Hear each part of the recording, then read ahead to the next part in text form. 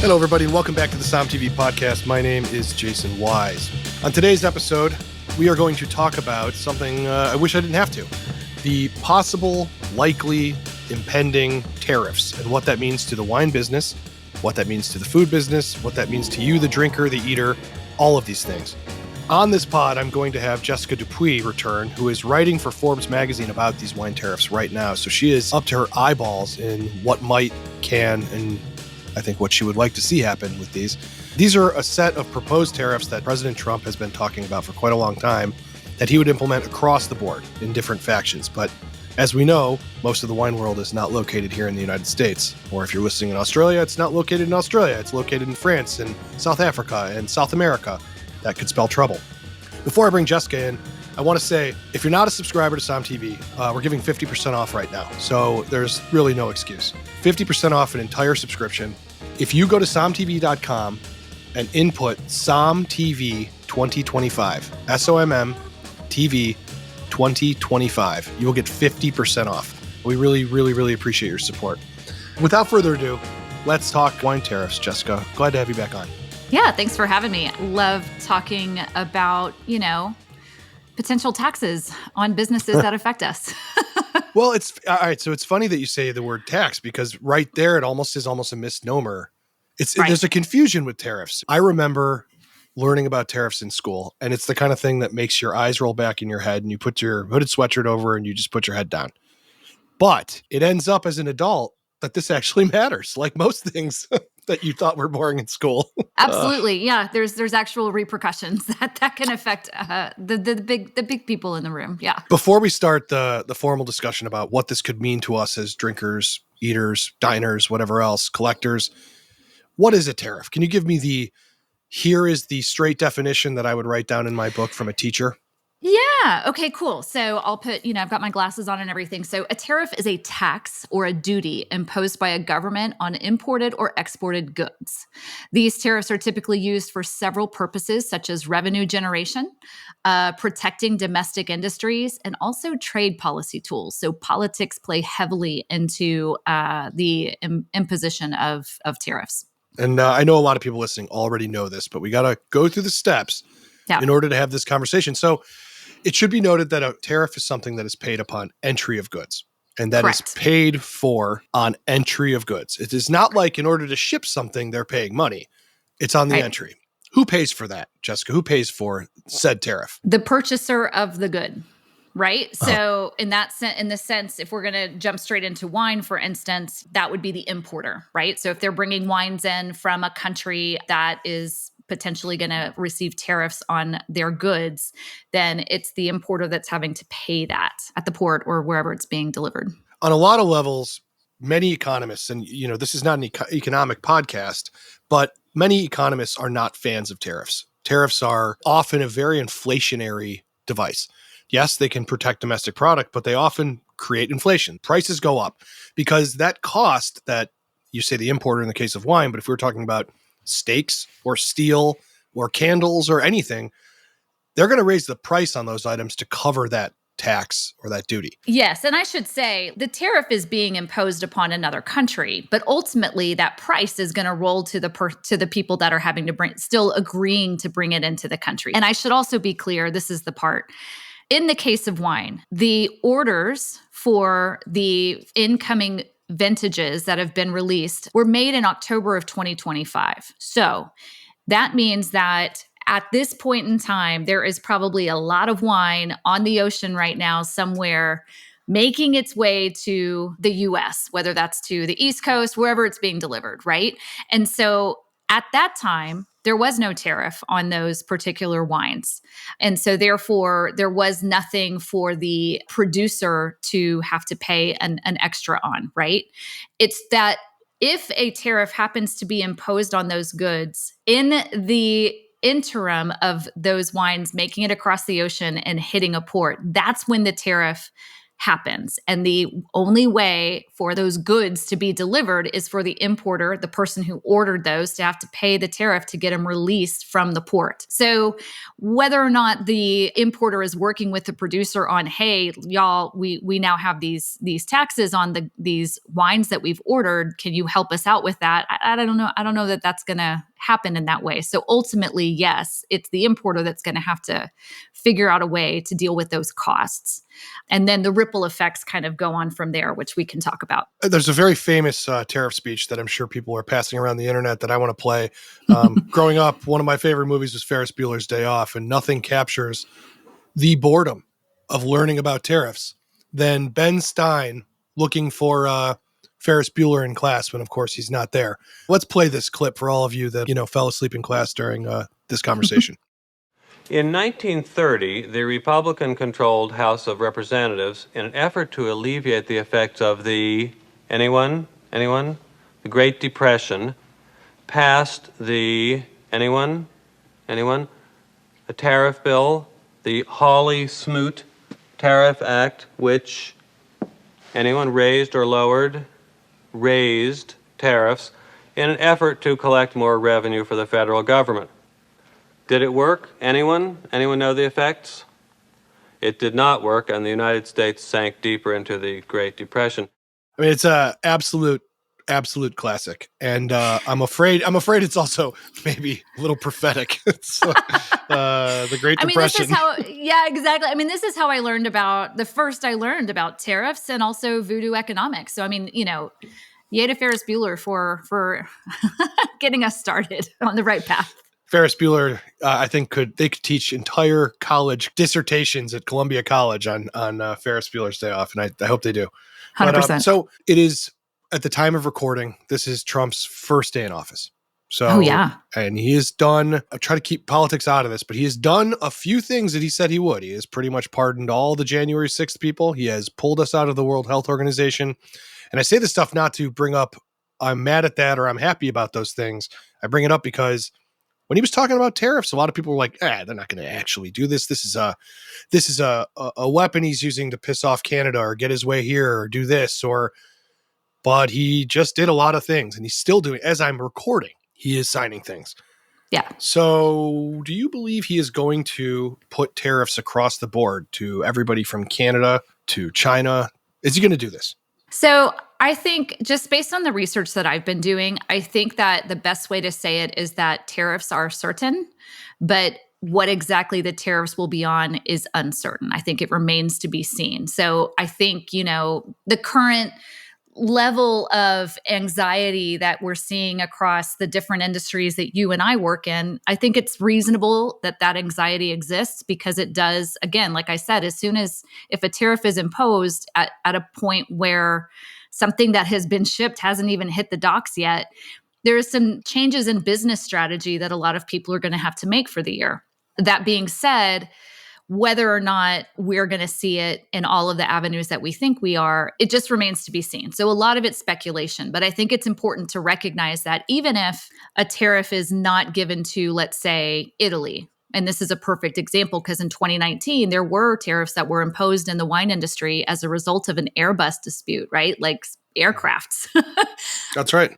French wine was tariffed about 25%, right? And that was affected, with the exception of champagne. Go champagne. But Italy, as an example, was not given a tariff. And so as a result, didn't have to deal with a lot of this.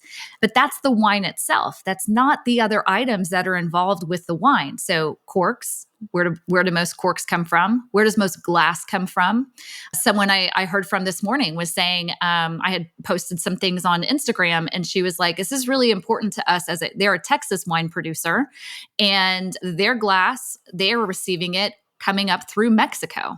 Well, I've heard about 100% tariffs on Mexico. Have you? Yeah.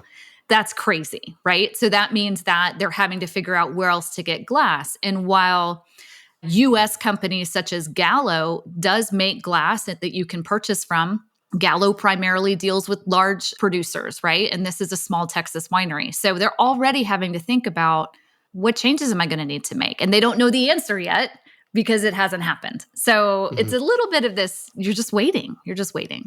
I was speaking to my brother-in-law over the weekend, and he runs several chemical plants. He's in charge of I won't name the company, but it's a very big player in the chemical space, making things like concrete all the way to like the chemical that goes in paint to keep it from mixing together or keep it from separating.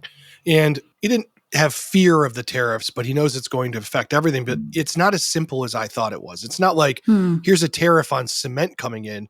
There's a tariff on a small chemical made in Pakistan that helps bind cement or keep it from clumping, or, it made me think a lot about food. Now, wine is at least it better be, a pretty straightforward, this is what's in it. So you're talking about the ancillary products, the glass, the corks, maybe the paper, maybe the ink on the paper, who knows, other things that come in. But when you're talking about a meal, just forget about the fact there's 40 different dishes at a restaurant. But if you're thinking about a single meal, let's say it's fried rice, and that rice comes from Thailand, and that those eggs come from maybe Canada, because right now we have avian bird flu and we're getting a lot of eggs from Canada at the moment. And maybe the frozen peas come from Mexico, and maybe the corn comes from, and then you start looking at this fried rice very differently, in the fact that fried rice is made up of a ton of different things, and you may not be able to use sesame oil anymore in it. And it's just, for me, I started thinking that this is a domino effect thing that is going to be a very scary thing across the board. And it's going to, a lot of people voted for President Trump because their groceries were expensive, at least according to what I listened to, and whether or not that's true, I don't know. But groceries are going to get more expensive. It's just a fact. That's going to happen. Yeah, groceries are going to get more expensive.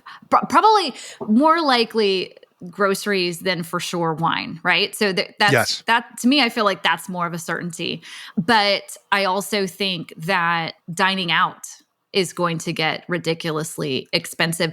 And it already is, right? We've seen how these prices have creeped up in restaurants, and we've seen how restaurants have gone out of business as a result of it. Right? Yeah. So the problem is, as you mentioned, like all these different ingredients, restaurants run on a very thin margin.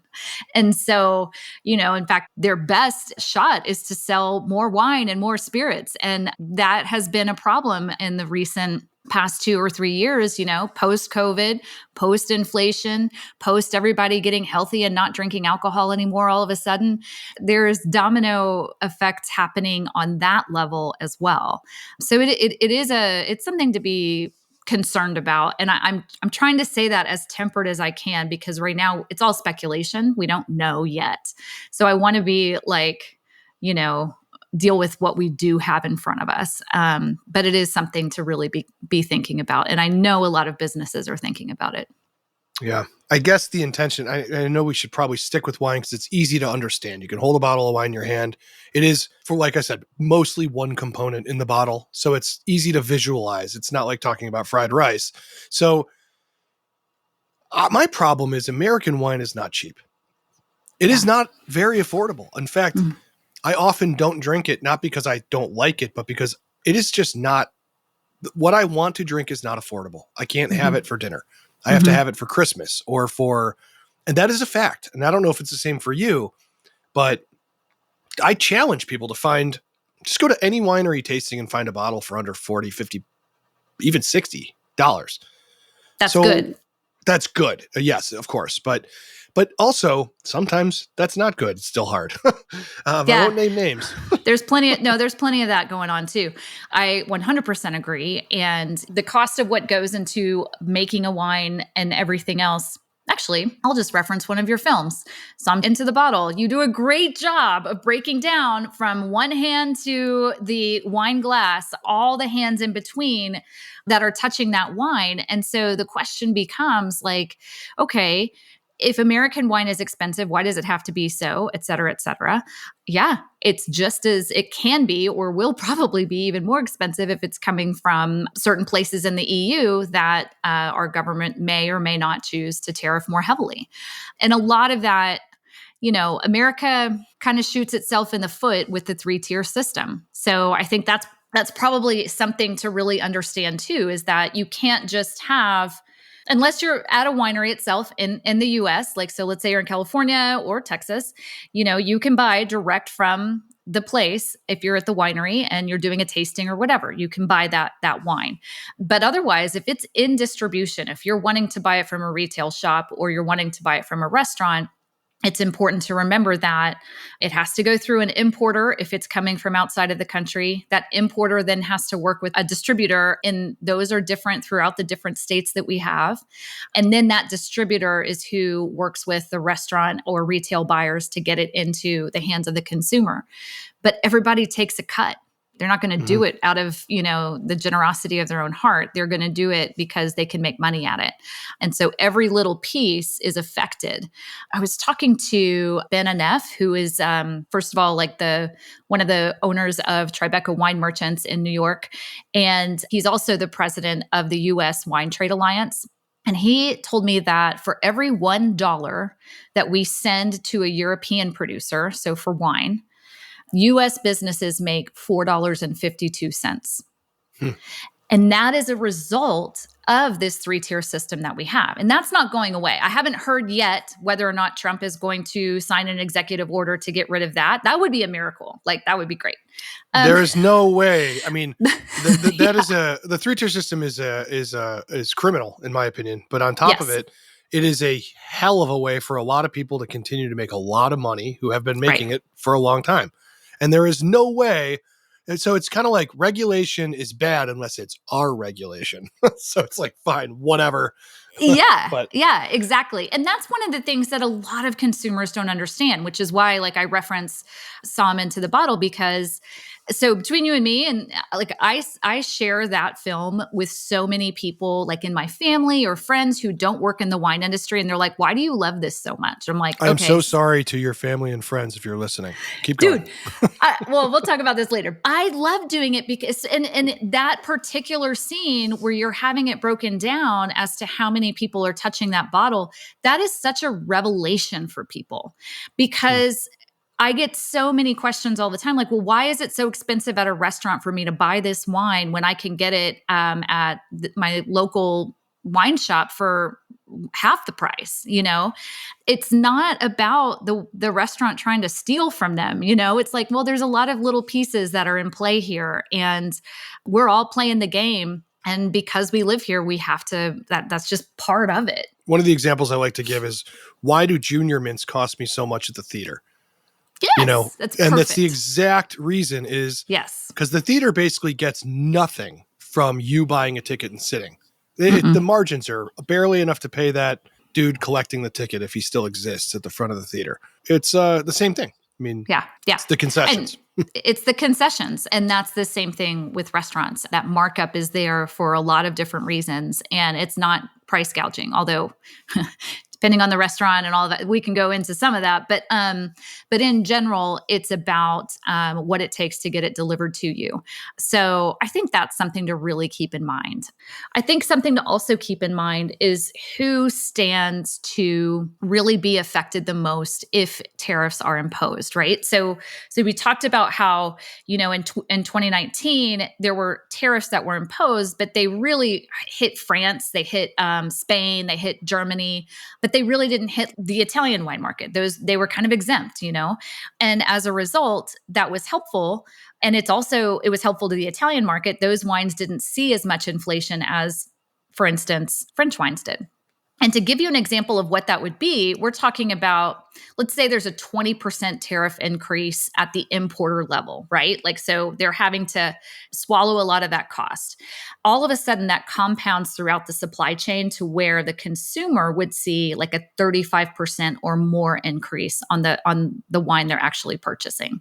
Okay, so it doesn't, and that, we're talking 20%, 30%, that sort of thing, but I spoke to Simone Lucchetti, who is the president of Banville Wine Merchants, so an importer in the US, and he broke it down for me. So like a bottle of wine for €7 would typically retail for about $29.99 on the shelf. Whereas on the wine list, it would be about $80. Okay. A bottle for €7. for €7. And there's so many Jesus. things built into that, right? So it's not just I get importer. it. It's like, there's customs that have to be paid. There's warehouse that has to be paid to hold the wine before it gets distributed. There's all these little bitty costs, right? Mhm. But before tariffs, that would be $29.99 retail, $80 on a wine menu. If there's a 25% tariff implemented, that shelf price would increase to $39. So from 29 to 39. And the wine list price would probably go up to 110. If you're so if you're someone that you like to go out to dinner, let's say you have means, okay? And you're like $100 for you is probably what you normally spend when you go out to dinner. Not everybody can do that. But let's say that that's where we're playing because it's easy for my mathematical brain. There are going to be restaurants that still are trying to reach the margin that they need to be able to sell the wine. They know that consumers are driven by, well, I normally spend about $100 on this wine, so I'm not going to go higher, even though the same wine that I loved 2 months ago is now $120 instead of $100. So they're going to stay in that $100 price range, but they're going to be, and sommeliers and wine directors are going to find wines to put in that price range because they know people want to be there, but they're putting wines that may not be as good of quality. Right? So they're going to find a way to sell the wine, and the consumer's going to find a way to say, yeah, I still only want to spend this much, but they're no longer getting the wine that is as premium as the one that just had to go up in price. And so it's, if you're a wine enthusiast, if you're a wine lover, that matters to you. My next big question is, does this even help the American winemaker, wine creator? Does this help them at all? And the reason I'm going to ask this is the follow-up of, what do you think the EU is going to do when we put a 25% tariff on them? So that's what we should be. Yeah, that's what we should be more concerned about is retaliatory tariffs. That's the reality. So they're going to say, okay, fine. You don't want us. We don't want you either. We're not a great trading partner when it comes to this sort of thing. And that's something that's pretty well known. So they have no problem saying, well, we'll just put a retaliatory tariff on you. This is also like kindergarten politics in terms of like, well, you don't like this, and so I don't like you either. But that's exactly what it is. I mean, it's not, it's totally, yeah. I tell my kids to be more mature as much as possible, but here we are. The problem is, I think actually domestic producers, they stand the chance to gain a little bit up front in terms of, okay, hey, I guess people are going to now start buying American. That might be the case for a couple of months, but to be honest, let's get through an entire year of production, okay? Let's go through the growing season, the harvest season, and production season. What's happening there? They're having to buy bottles. They're having to buy corks. They're having to buy closures. All of that stuff costs money, and I guarantee it's not all being produced in America. So as we mentioned before, they will find those costs happening to them there. The other thing that's really important to notice is if we're talking about the 3-tier system, if importers have fewer wines that they can import at the prices that they need to be able to, and if the distributors are down the chain also feeling that same thing, there's going to be less available for distributors to distribute. And so they are going to make their companies smaller by laying off people. And they are going to be less enticed to want to distribute American wines as well. Because let me ask you something. When you are drinking, or when you are sitting down at a table and having bistecca alla Fiorentina, you probably want a Brunello di Montalcino or a Chianti Classico, right? Man, I'd love that right now. That sounds great. Yeah, sounds great. Napa Cabernet is not going to hit in the same way. Can it be good? Sure. Is it what you want? If you're a food and wine aficionado, probably not. And nice like Montevertine or something. I don't know if. Oh yeah, I mean yeah, but I would go there all day long, and that's the thing. I think that's the thing we've got to be thinking about is it's not, as Ben Enough says, wine is not fungible. There's not an easy replacement or substitute in America for everything that's being brought over here. Champagne's a perfect example. Sure, we make sparkling wine in America. Sure, we make it in similar ways to champagne. But is it champagne? If you're a real champagne lover, are you going to get the same thing out of some of the American sparkling wines, which can be produced at very high levels and very high quality? But is it the same? No. It's not. That is the kind of thing that we're dealing with. And I think that that's what we have to remember is, yes, prices could go up for consumers, but it's where we see this crunch in the middleman, where if distributors are having to get smaller and smaller and importers are having to readjust their fiscal strategies to be able to maintain their margins, a lot of elements stand to lose, right? A lot of pieces, a lot of players in the game stand to lose. And I think the domestic market is actually one of those as well. And they know it, I mean, we have people with Wine America, which is a lobbying arm for the government in favor of the wine industry. It's led by a lot of people in the wine industry to kind of help move different levers in the government. And then you have groups like the U.S. Wine and Trade Alliance that are trying to really talk to congressional influencers to kind of explain the story here, that it's a multi-tiered process. There are many, many pieces that are at play. And ultimately, it's American jobs that are on the line more so than European jobs. So Europeans can be hurt, sure, with tariffs. They can give retaliatory tariffs to us, but ultimately we're the ones that end up seeing inflationary prices and potentially a loss of jobs. So it hurts America more. It's a big bluff. We'll see if it pays off. I mean, obviously, this is an ongoing conversation you and I are going to have to continue having. In the future, I'm going to have an importer who many of our listeners know very well. His name is Jonah Beer, and he imports wine from Piedmont, the area up in northern Italy. And he's got some very strong feelings. I'm worried about what that podcast is going to be like, but it'll be fun. It'll be fun for you listeners. Good luck to you. Well, I want to thank you. I know you've been doing so much research. When does your article for Forbes come out? It'll be tomorrow, actually. So this podcast will probably be out at the same time this is live, and I will make sure to share the hell out of that because everybody's going to want to read that. Unfortunately, this is something we're all going to have to face, so you might as well face it with an article as good as Jessica's. I want to thank you all for listening. It means a lot.